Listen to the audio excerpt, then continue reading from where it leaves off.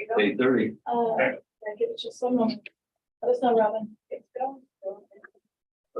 Let's go ahead and go, Rob. Let's go. Just give us a second. All right, good. All right. Good morning, Commissioners and Tina, who is zooming. I think Tim will zoom on. Just a quick agenda review for next Wednesday's meeting on November 16. First piece of business I want to bring your attention to is we have slightly modified the introduction and beginning of the commission meetings. The chairman will call the meeting to order, and then instead of having to Nicole go first when the meeting starts, she's got a slot on the agenda now under county announcements. So right after you roll call, you'll call upon her and she'll do county announcements. And what do we have for county announcements? I have Kansas Emergency Management Association gave 2 awards to 2 of our folks, John Marr and to Cody, and they will be here to give them their plaques. And then I will remind the public that we will be closed for Thanksgiving and the Friday after. I hope John has enough space for all these awards he's giving. I hope so too. It's all pretty cool. And then we'll have a public agenda after that, and then we'll jump into the meeting with minutes. We have 3 proclamations for the agenda: Small Business Saturday, Billy McCrae Day, and National Adoption Proclamations. Then we have a series of appointments and resignations, reappointments. There's 7 total. We have 2 removals.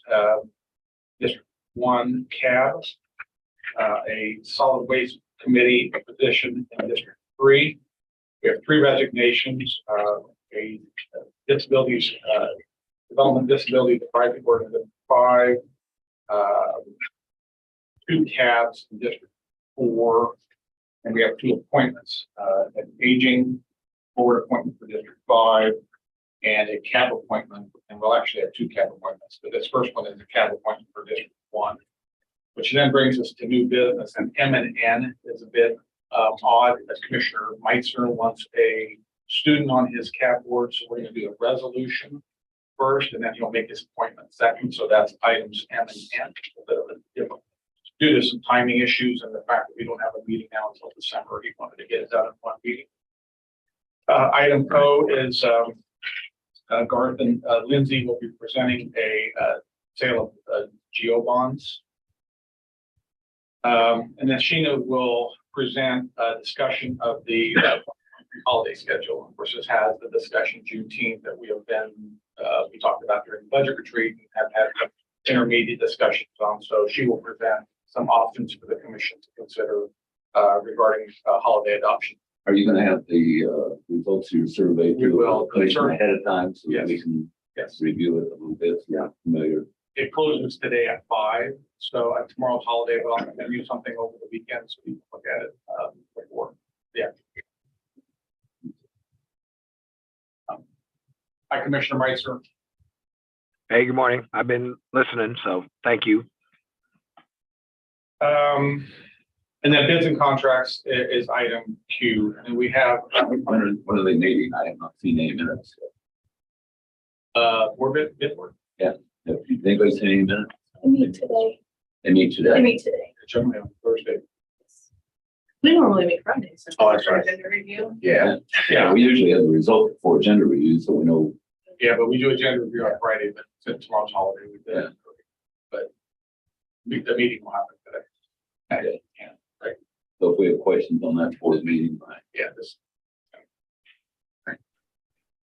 There's many consent items. Items R and S are easement issues that I think are fairly routine. Item T is an engineering service agreement dealing with Dry Creek Estates. That is a $132,000 contract that is paid in full by the benefit district. There are no general fund dollars going to that. Items, and there's 2 planning initiatives. Item U is a zone change in District 5, and item B is a vacation of a plat utility easement in District 3. Again, I don't think either of those are challenged or controversial. Items, there we are, three aging items, W, X, and Y are all items that deal with aging. One, W is a grant application. It is the annual grant that provides funding for transportation to some of the small cities in Sedgwick County and unincorporated area, 1.3 million. Item X is a second contract amendment. The commission allocated some monies for in a contingency for one-time expenses for aging, and there was some hearing aids that were part of that funding, and they have some additional monies now, unexpended funds in 2022 that they'd like to spend an additional 49,000 on it because the demand is way more than what supply is. That's that particular item. Item Y is an agreement with KDADS for some housing money for seniors and also those who are suffering with mental illness. Access that agreement for a little more than $500,000 for aging to spend on housing that would be refunded by KDAD. That particular agreement. Z and AA are home care issues, and these are contractual in nature, which is good news for us. We're actually making some hires there. We have Z is a psychiatric employment contract. It's on page 209 if you want to read the contract in your backup materials. And item AA is contracts for practice registered nurse employment. So those are in your backup material if you want to read the actual contracts. A, B, and AC on consent are what's beginning to be budgetary cleanup at the end of the year. Transfer complete contingency and transfer to the courts to pay for items that need to be taken care of before end of year. There'll be more of these to come in our December meetings as well. AD is a repeal of a policy, and that is our performance appraisal policy. Sheena is redoing our performance appraisal system. She's got she can talk more on that today if you'd like. She's got a prototype going on a new system. One of the things, of the many things that we changed in the pandemic, we kind of seized performance appraisals during that time due to the lack of being able to meet, get together with people. And we're real happy with the performance appraisal system before the pandemic. So Sheena is coming through. We're doing a new system, and so we're repealing the existing policy, and then Sheena will roll out a new policy sometime after the first of the year. Sheena, anything else on that? No, that's correct.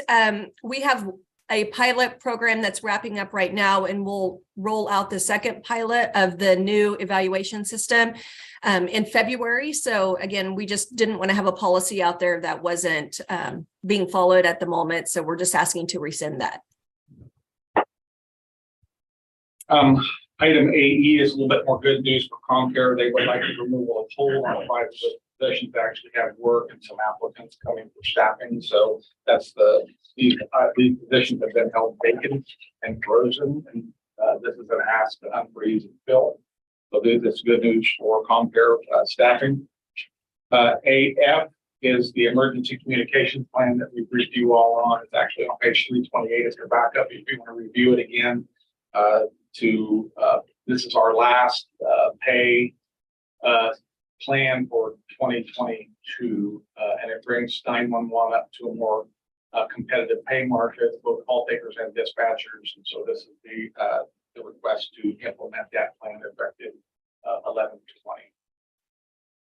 And then AG is the update to the eligible government 457 plan. I don't know if Sheena has comments on that or not. And the rest of the agenda is fairly routine business for the commission. And Sheena, on the 457 plan, there was some changes where the employees can withhold even more for the 457, up to like $30,000. Are you getting that information out to everybody that's eligible for that so that they can make adjustments to their pay? So they are informed of the amounts that they can withhold. The big change on this plan is that we're moving to a standard plan. and that we're moving the terminology from employee to participant. And really the biggest benefit is going to come to our retirees, especially when they have a lump sum payment when they retire out from CAPERS.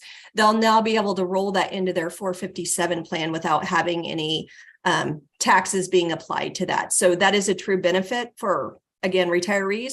And then also anyone who's maybe separated or terminated from the county, they can still hold the funds in the 457 and contribute to this. Okay, back to my original question, you won't send out some information to the employees on changing their withholdings if they want to max out the amount that they can contribute? Yeah, they're aware of those, and we send that out kind of continuously because employees can change those amount anytime throughout the year. Okay. Yeah. Anything else, Commissioner? That's the second. Okay. Commissioner Meister, anything?